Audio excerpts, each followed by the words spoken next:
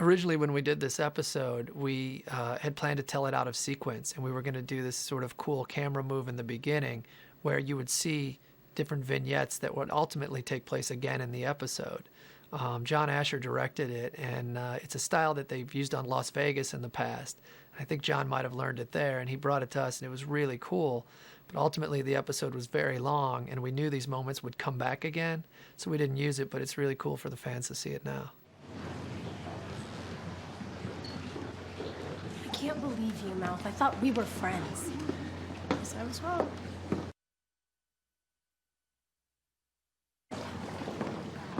Don't worry, Lucas. Your secret's safe with me.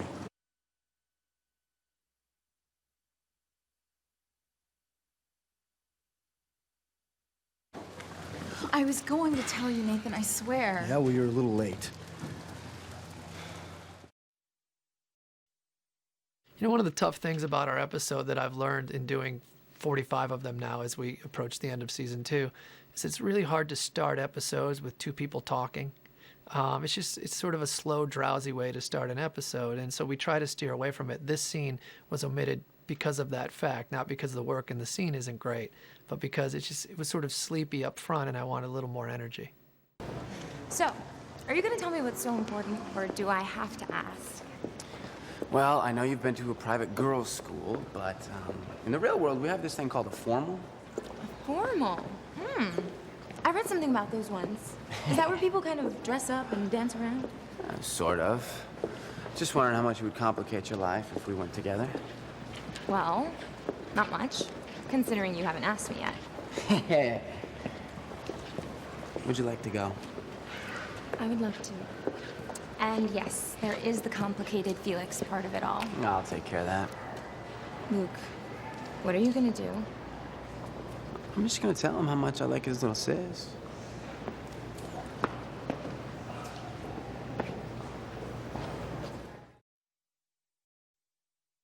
Brett Claywell was a local hire. He was a guy we met in Wilmington when we were casting a very small part for the role of Tim. And I went to Brett as season 2 rolled around, and I said, you know, we don't have a stooge on the show. We don't have someone who's strictly sort of the comic foil. I said, if you'll commit to playing that, I can write for you. And Brett did, and this is one of the scenes where it's just there for comedic sake, and he does a really great job in it. Mr. Scott, there's a telephone call for you. This way, please.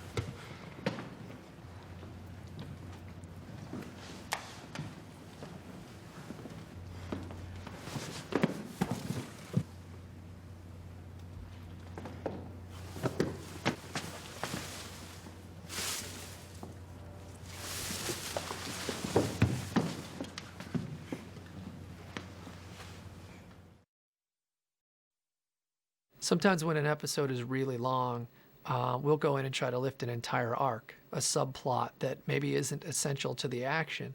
On a serialized show, it's tricky because sometimes those subplots, there are details in them that lead to next week's action or comment on the week before. There was a subplot in 209, which was the formal episode where the kids went to the formal, where Keith and Jules were sort of having a night out as well. And I ended up lifting that entire storyline because it wasn't essential to the next week. But now because of the DVD, the fans can see all of those scenes as they were intended for the show.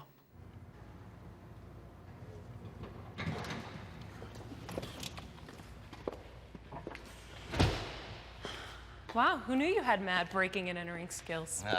Is there a parole officer you need to check in with? Yeah, this is from the girl who broke into my apartment with a credit card. So tell me again what we're doing here? Well, you wanted to know what I did instead of going to my formal? This is it.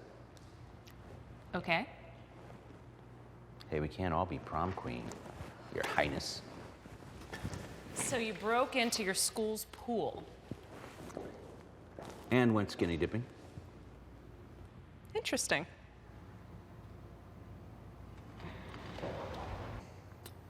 Yes.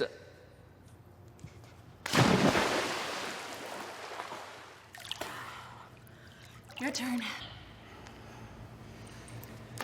Dear Penthouse Forum, I never believed those letters were true until I... Wait. Slow down. Dance around a little.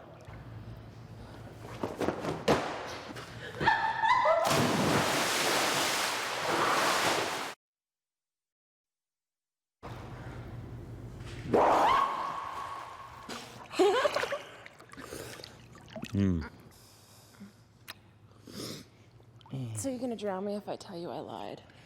It depends what you lied about. Not so much lied as oversold. I wasn't really queen of my formal. Runner up. More like dork and headgear. Stop it. I have the math awards to prove it. Okay, then. We're even. I lied too. You went to yours? No, I really did break into the pool and get drunk. But I didn't go skinny dipping. I made that part up so I could see you naked. Oh!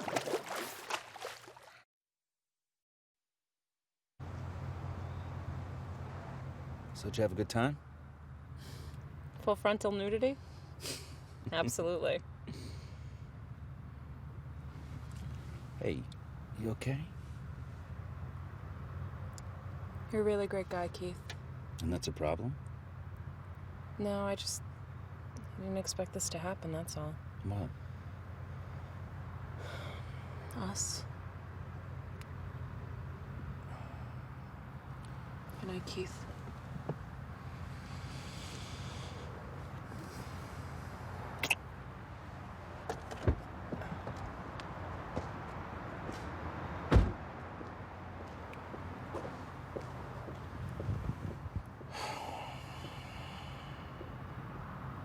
Good night, prom queen.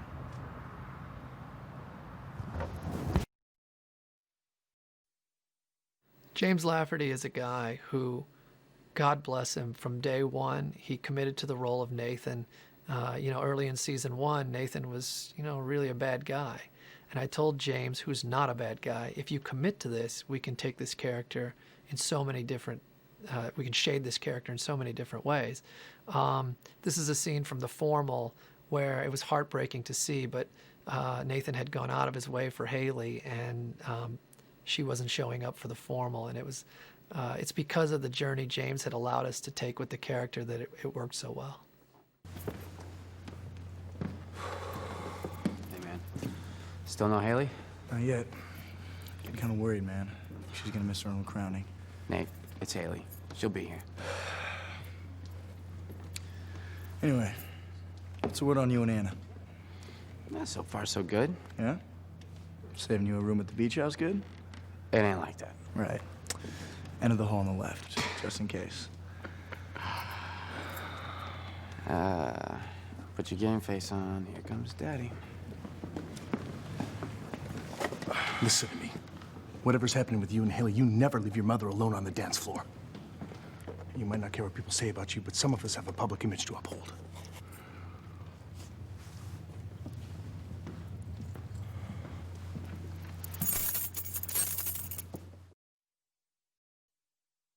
Dan and Deb became increasingly in season 2 these villainous characters. I mean, Dan always had been, but Deb sort of teamed up with Dan because she was adverse to the Haley and Nathan marriage. So there was a scene that we cut out that was a lot of fun. It's in the cafe, and it's sort of these two parents celebrating the fact that their son is fighting with his wife. And they sort of made a really cool meal out of it.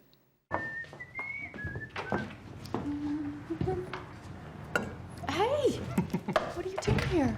Taking a half day, changing my ways. Admiring how beautiful my wife is. Come here. Sit down. I thought I'd scale back at the dealership so we could work on us. Oh. I also offered Keith a vice president position. Well, that's nice. Have you been getting into my medication?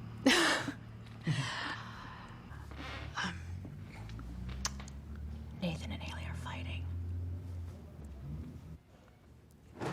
I heard her talking with Karen. So we're thrilled that our son is unhappy. Yeah, I can get on board with that. Hey, Deb. Yeah. Dan.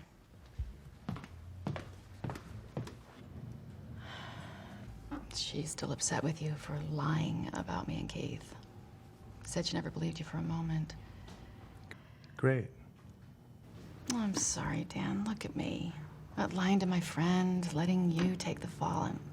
Ugh, I'm a horrible person. Yeah, maybe so. But hey, at least Haley and Nathan are fighting. I know, huh?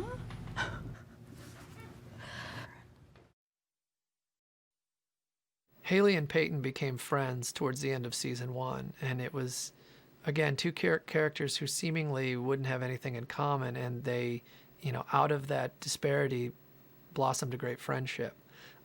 This scene was from Don't Take Me for Granted, and it sort of really shows that chemistry that Hillary and Joy have together and why it's so fun to write scenes for them, because they play off each other really well.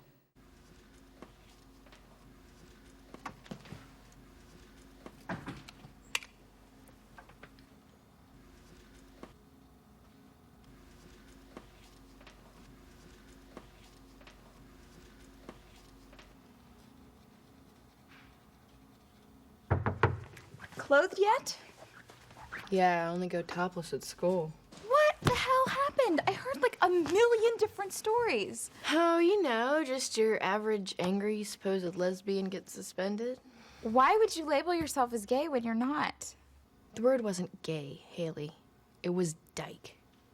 And it could have been any kind of hate word, racial, sexual, religious, whatever. And whoever was using it to be hurtful. And I just figured that if I didn't hide from it, then I could take some of their power away. But... Well, I brought your books, but it's really just an excuse to check up on you, so... Thank you. Listen, there's something else, and I really hate to pile it on, but I can't play the club with Chris. I'm sorry, it's causing problems with Nathan and me, and it's just important that I don't play. I'm really sorry. I wish I had my own songs. I'd do it myself. It's okay. It's just been one of those weeks, Thank you, though, for bringing my books by. Oh, sure, I'm sorry. Okay. I gotta go talk to Chris, I guess. Peyton. It's gonna get better.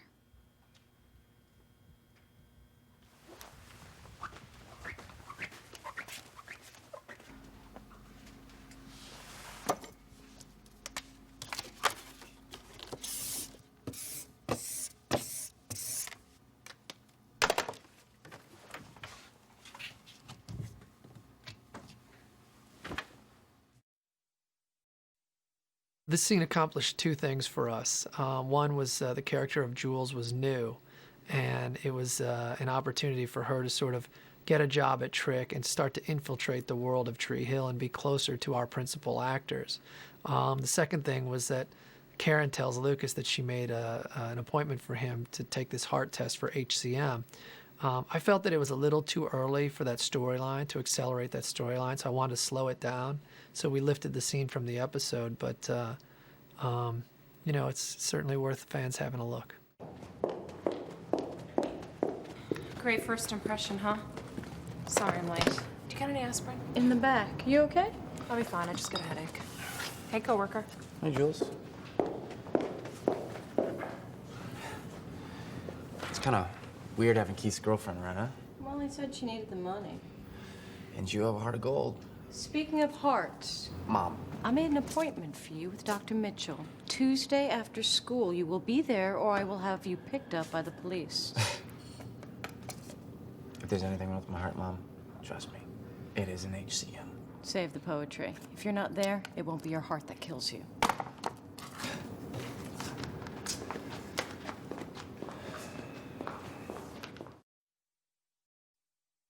When we came back after our first mid-season hiatus in season 2, we introduced the character of Taylor, which was one of Haley's sisters.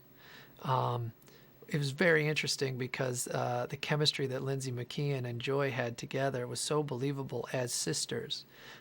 This scene was in the cafe, and it's a really well-written and well-acted scene, but it was a little long-winded to come so early in the episode.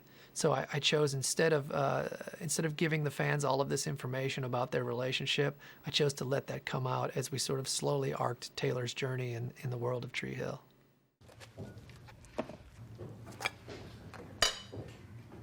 You just wake up? It's after 6. Yeah, well, Nathan and I had to do a lot of whispering and tiptoeing this morning. You were pretty dead. And thanks to you two, I slept great. What do you want, Taylor? A turkey burger and curly fries would hit all my spots. You know what I mean? I told you. We're on break, and I wanted to see the house one last time. Oh, right, because you were so sentimental about it when you blew out of there 2 years ago. I also wanted to see you, Helly. I got an email from Mom about you getting married, and I thought, how sad is that? My sister gets married, and I find out about it in an email. Don't call me Helly, okay? So, this singing thing sounds exciting. Yeah, who told you that? Nathan filled me in last night. What did he say? That you're doing it, and that you're great. It's crazy about you, little sis. Did I mention that he is fun? Hey, hands off, Blanche. So, how is it? Being married? Now that you're out of kindergarten, I mean. It's good. Way to sell it. Something going on? Or is it none of my business? The latter, as usual. I'm gonna go get your burger, okay?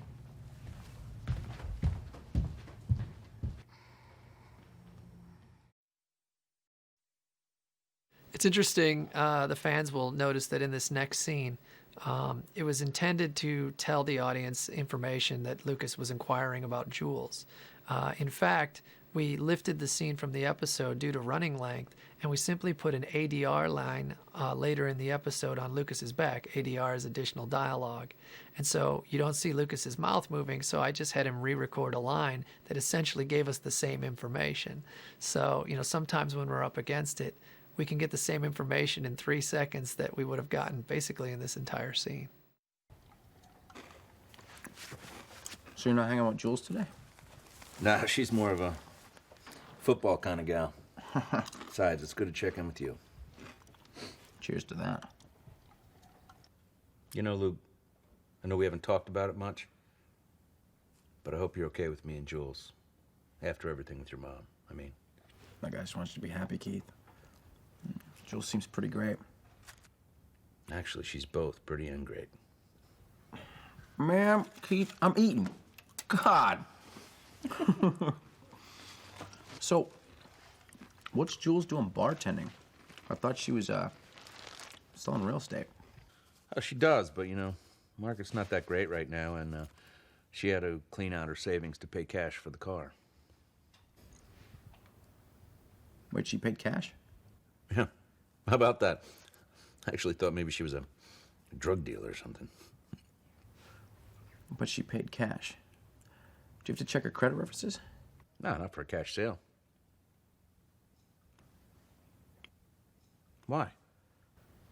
I'm just curious.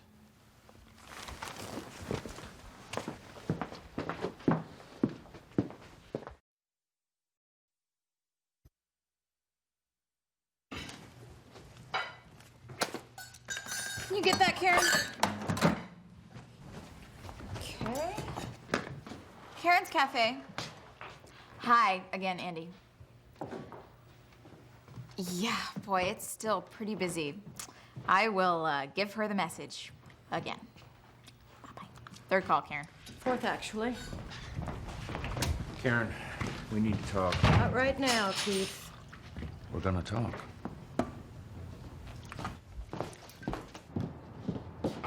Keith, this is a really bad time. Yeah, well, Deb told me. And I don't know what surprises me more, the fact that you're angry at us or that you even feel you have a right to an opinion. Excuse me? Look, what happened between Deb and I is none of your business. It is. When the people that I trust are all lying to me. Deb was trying to spare your feelings. And yeah, we made a mistake. Most people do when they allow themselves to participate in their own lives. What is that supposed to mean? Exactly what it sounds like.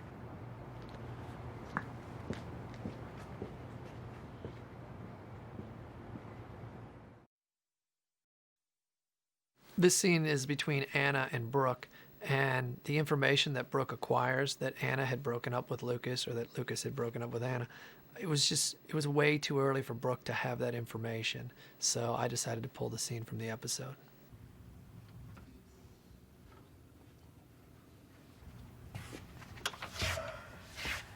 Hey,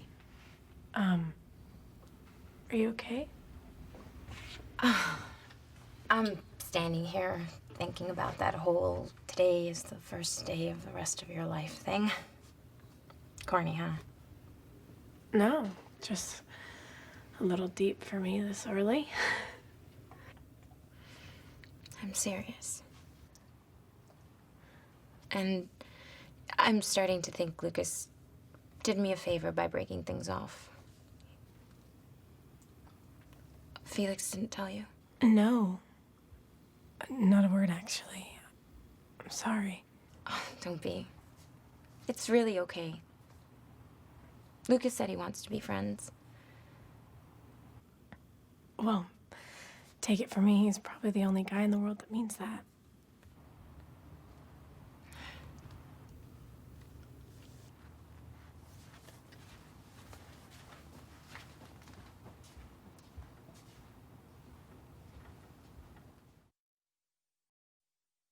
Sometimes due to running length, we have to make choices about what journeys we're going to take from week to week. And a lot of times the kids' journeys will win out because we're more invested in those journeys. A lot of times the parent stories are about parenting the kids. So this was a really great arc between Moira Kelly's character of Karen and Kieran Hutchinson's Andy. But I had to lift it due to running length. Again, really worthy work being done by two great actors. Just not enough time to tell their tale. You know, before what I said about Lucas, you know, I've never had kids. What do I know? A lot. You were right. I need to start giving Lucas his space. He's practically an adult now. Oh, I always thought it was going to get easier as he got older, but it's harder. Because now the trick is letting go. Well, it's a good thing I'm here to help share the burden, isn't it?